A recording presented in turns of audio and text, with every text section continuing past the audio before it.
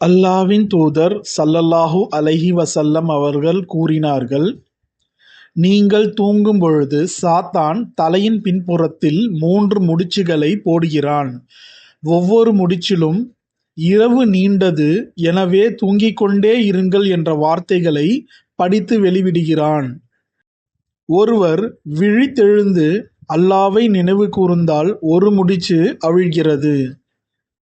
ஒருவர் ஒது செய்யும்போது 2வது முடிச்சு அவிழ்கிறது. ஒருவர் தொழும்போது 3வது முடிச்சு அவிழ்கிறது.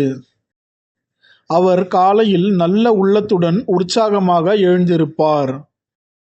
இல்லையெனில் ஒருவர் சோம்பேறியாகவும் கெட்ட உள்ளத்துடனும் எழுந்திருப்பார்.